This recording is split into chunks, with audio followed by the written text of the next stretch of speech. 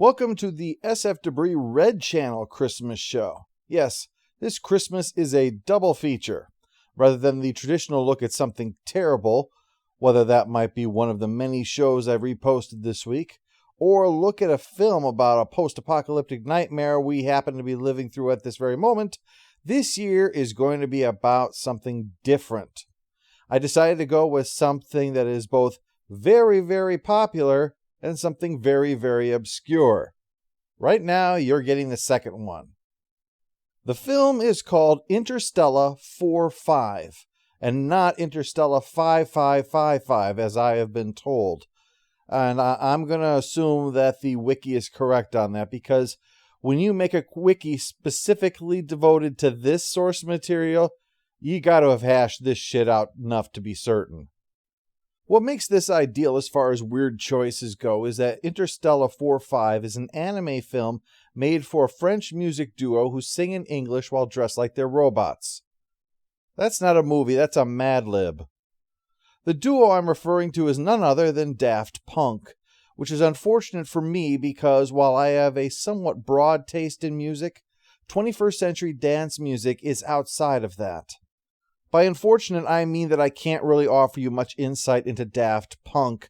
Let me be very clear. There's a pretty good chance that if you're watching this video and aren't already a subscriber to this channel, that you came here wanting to learn more about Daft Punk, or really love Daft Punk. Believe me, this is not the video to watch if that's your view on things. This is someone totally ignorant of Daft Punk talking about this movie. Anyway, this film is going to be a bit of a problem for me, besides all of the complications of the fact that I haven't been great with anime to begin with, and now let's throw in a band I know absolutely nothing about, and we'll strip out any possible dialogue too. It's just an entire film made out of Daft Punk songs.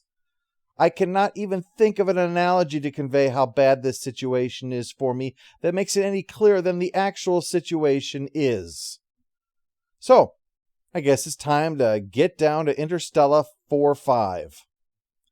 We begin with a blurry bit of live action involving a seated Japanese man speaking.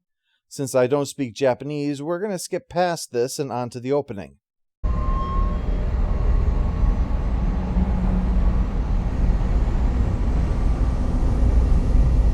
I think what this is showing is that we've traveled really far through space, either literally or thanks to shrooms. At a ringed planet, aliens are really grooving to the Blue Aliens on stage, playing the song One More Time. The foursome has a short guy on the drums, a guy with curly short hair doing the singing and playing the keyboard, and a man and a woman on guitars, one bass, one regular. Different hair colors, but all of them have got blue skin. So, Blue Man Group is from space. It explains a lot. Leiji Matsumari, creator of such anime as Space Battleship Yamato, Galaxy 999, and Daft Punk's favorite, Captain Harlock, was approached for this film. Matsumoto was a huge influence on the pair growing up, so they were thrilled that he was willing to become supervising director on this movie. They worked together for 3 years on it, starting a year before the album's release, with the approach that each song was an individual music video, but that together would create an overall narrative. So yeah, this means the album came out 2 years before the film, although some of the music videos were shown much sooner on Toonami. But nevertheless, the album and the film were conceived simultaneously, with both being shaped by the other as a result. Songs conceived with scenes in mind, scenes built around what the songs themselves would be. Well, the concert is going really well, although I have to say, if you say one more time like 20 times, you will erode my ability to trust you. But yeah, it's going so well, in fact, that the guys on the station are paying attention to them and not their jobs, which is a problem because there's an approaching ship. The boss in charge of that ship is quite pleased with the band. And then he decides to show his appreciation by unleashing his hordes of killer robots on the concert. Cobra! The bad guy shuts down all the power and then storms in, hitting them with pink knockout gas. Because if you're going to get knocked out, it should be a sexy color. Blonde guy puts up the best fight, punching some out and making a run for it. but one of them assembles a crossbow that fires bath salt balls and knocks him out at range. The musicians and their instruments are all collected and beamed up to the ships, much to the joy of the bad guy who's on board. Now he doesn't need to buy the album off of iTunes. The plan's coming together. Well, one of the dudes on the satellite is conscious enough to activate the guitar signal for Guitar Man to leave his guitar cave and help out. He's on a guitar-shaped ship, actually, doing some kind of buffing on the surface while he sings along a little to the next track. Here's my one attempt at this. Guy Manuel de Homem Cristo and Thomas Bangalter are the two artists that make up Daft Punk. They prefer to hide from the spotlight, though, hence these costumes that they wear. Now, from what I've been able to gather, for Daft Punk, it was about the music, not about the money, and especially not about the fame. It was to have the freedom and the safety to be able to do what they were doing when they were making their music. Now, they are, without a doubt, a bit weird. But I have to tell you, this is a weird that I can respect. They revealed their new look with the following explanation. There was an accident in our studio. We were working on our sampler, and at exactly 9:09 a.m. on September 9th, 1999, it exploded. When we regained consciousness, we discovered that we had become robots. Well, I am perfectly willing to accept that explanation at face value. Let's move on.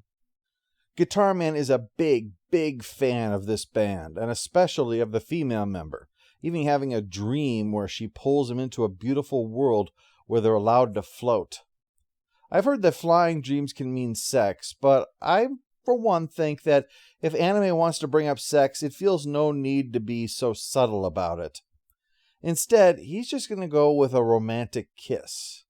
But that gets interrupted by that signal, and he races to the cockpit to learn what's happened, horrified to learn they have been taken. And things have now gotten a little Battle of the Planets. Well, he pursues, and the film very much shows that regardless of being a vehicle for the album, it's still very much focused on being good visual anime. The chase is quite entertaining.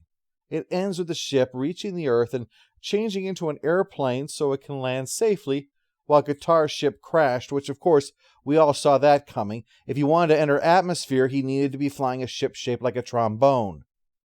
At this point, the four unconscious members of the band are brought to an underground complex where lasers strip them to their skivvies, and they're given a full body scan. At least there's no anal probe. Their minds are then scanned and recorded, their memories broadcast on a screen to show how the bad guy plans to manipulate them, altering their past so that the memories appear to be in context of a human being on Earth instead of being blue and collecting their Smurf berries or whatever they're doing. Then they are splashed with chemicals that alter their skin and hair to appear human. Damn, that dye really put some junk in the trunk, didn't it? Well, now it's time to dress them in Earth rocker clothes, and then they are brought to the big bad guy, their previous lives gone, their kidnapping forgotten. He is now, oh yes, their manager. And no one in the universe can stop me. They are now called the Crescendolls. They're brought in to meet with the record company exec to record their new hit, the song that we heard at the beginning, One More Time. Although we don't actually hear it again, but it represents their big hit song nevertheless. The one that inspired their kidnapping, after all. I mean, that is how the industry works, right? This Beyonce is quite good. Someone get the chloroform rag and a team of black-clothed men with a van. In the freeze-frame bonus, we learn their new identities. Stella, from Memphis, who's on bass.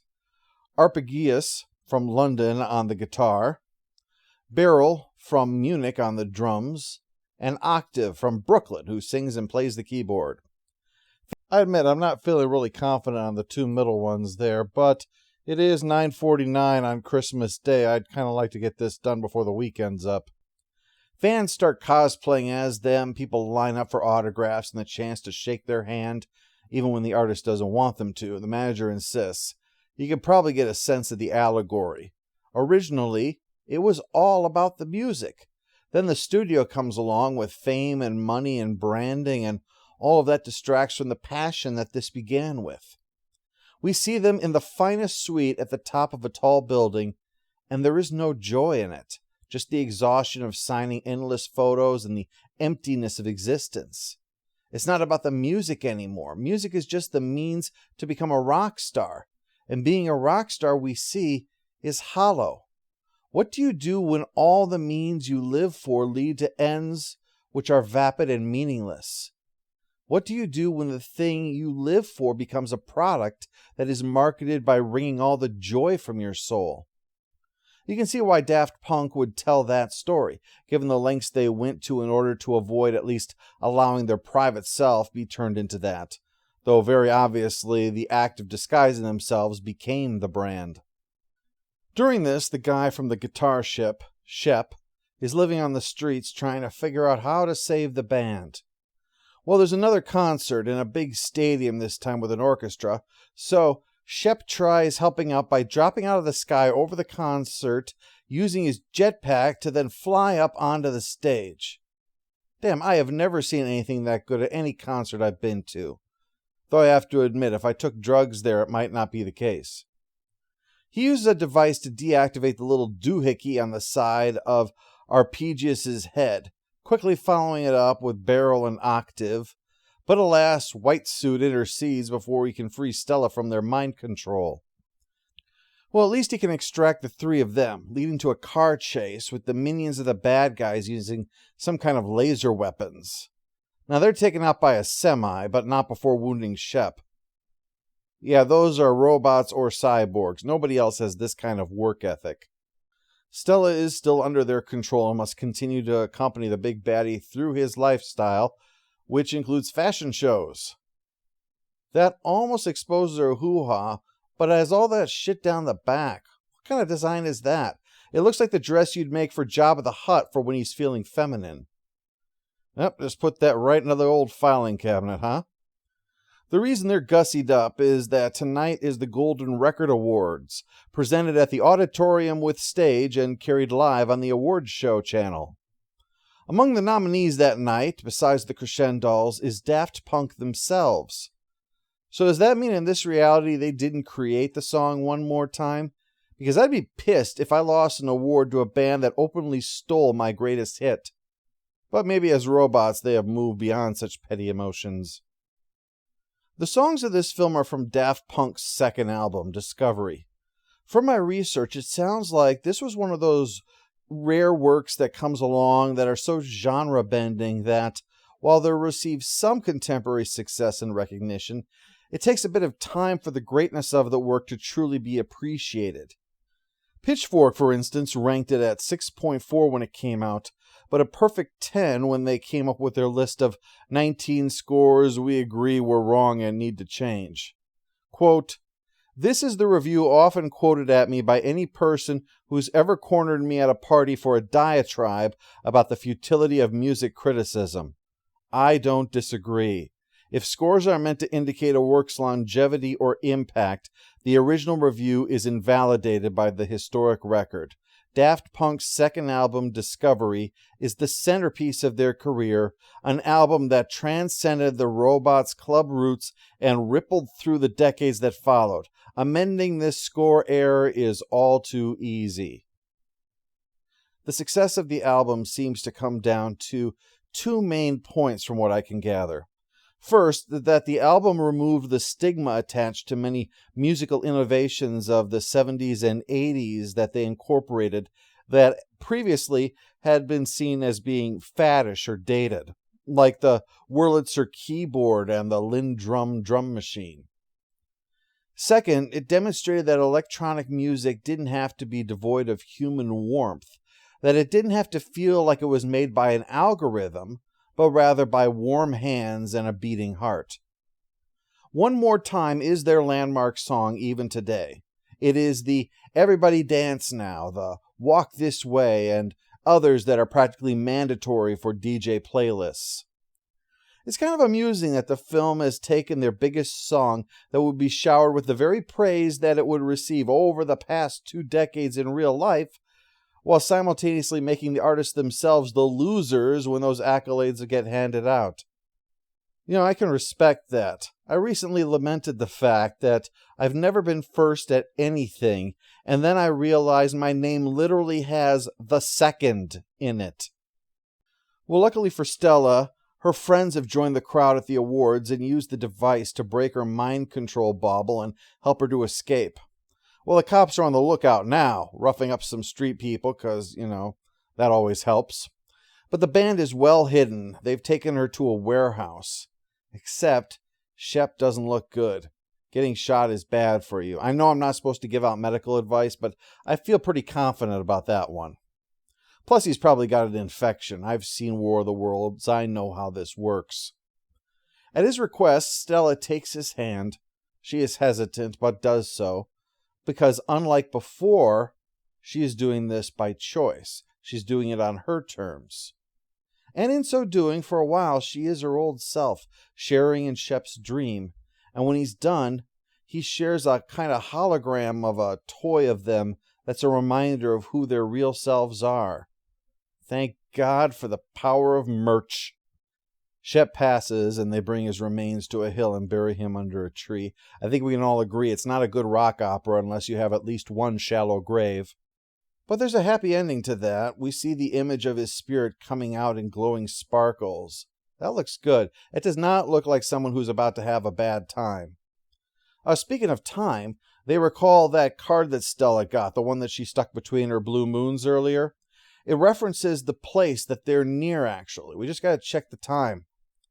Yeah, luckily they wrote that down because that would be a really hard date and time to remember. The pyramid that showed their Nintendo Mii selves now shows the way to the manor, and when they get to the door, it also makes it disappear so that they can enter. That thing is handy. I wonder if you can run Alexa on it. They explore the creepy castle and eventually reach a room where pulling the string on the lamp opens a secret passage.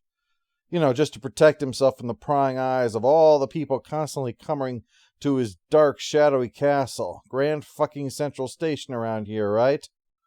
Inside the secret passage is a library with an old book in there, ready to tell us the backstory. The bad guy is named Earl de Darkwood, which sounds like a Victorian-age female sex toy. His father was that name, but I'm guessing that would apply to his son, too. The way that all those titles work. You typically have fathers and sons with the same names. And I'm not even counting Baron John Jacob Jingleheimer Schmidt. The old man croaked because he was some kind of alchemist and then an alien ship fell on him. I gotta say, you really must have done something wrong if you were trying to turn lead into gold and accidentally cast Summon Flying Saucer on yourself. The young Earl was heartbroken, of course, but eventually grew up and began his evil plan of evilness. Using the spaceship, he began pursuing his new agenda. I kidnap alien musicians, turn them into humans, exploit the shit out of them, and then take them to my cave where they will then jump to their deaths. Profit.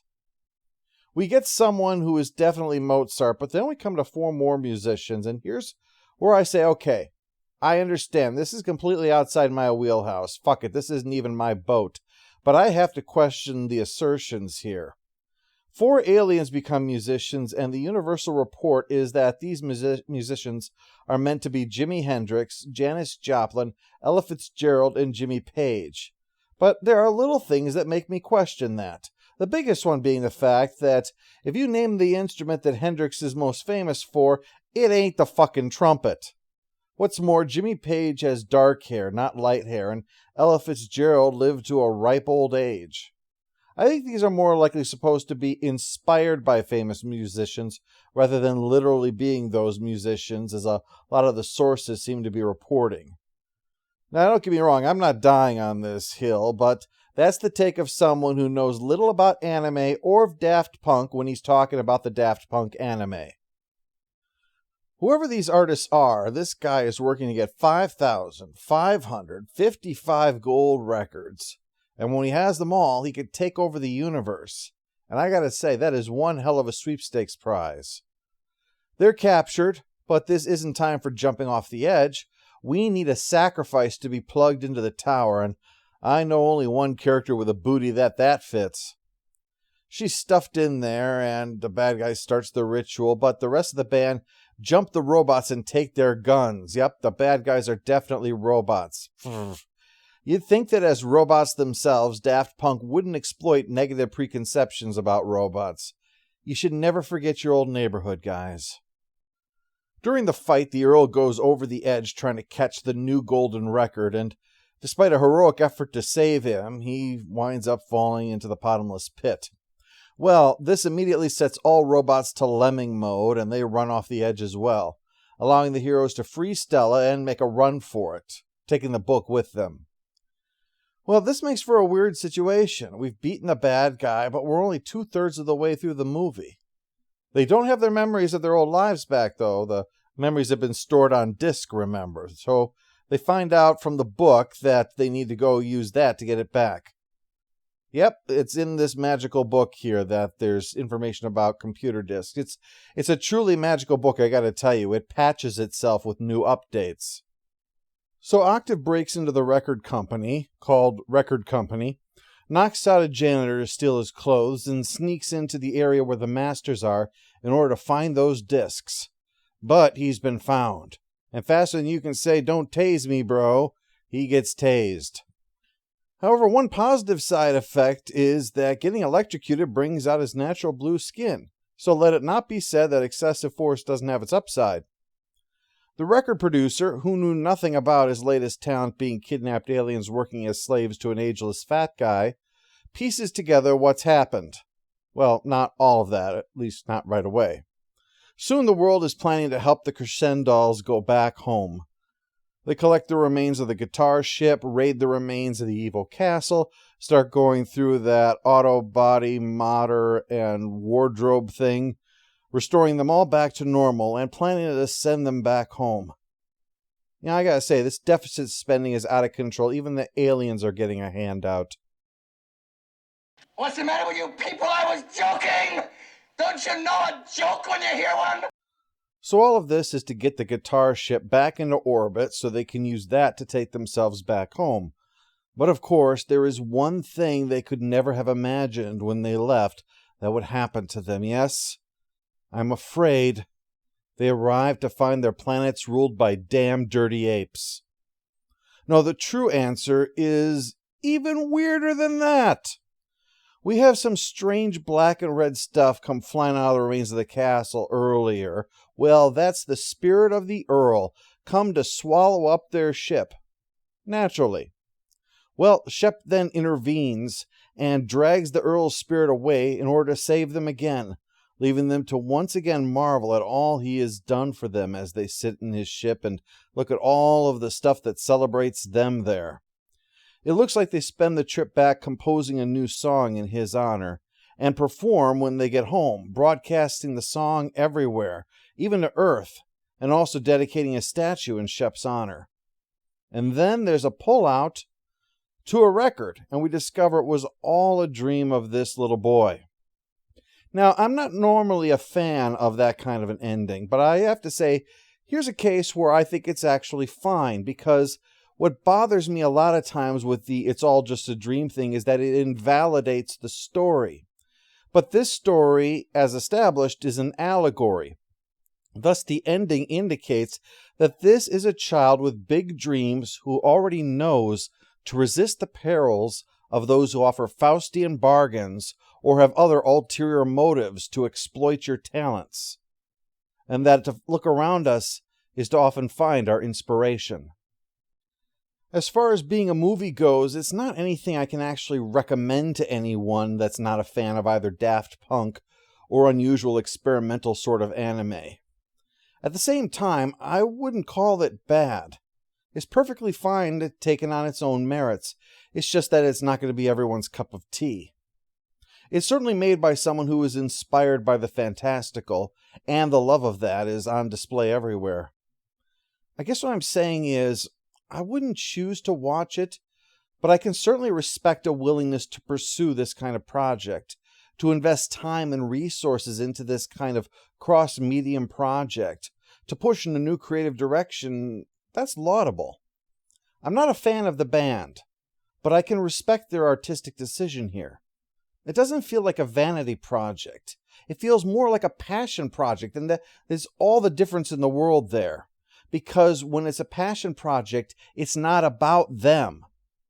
It's about them trying something different. And those are often the best kind of artists.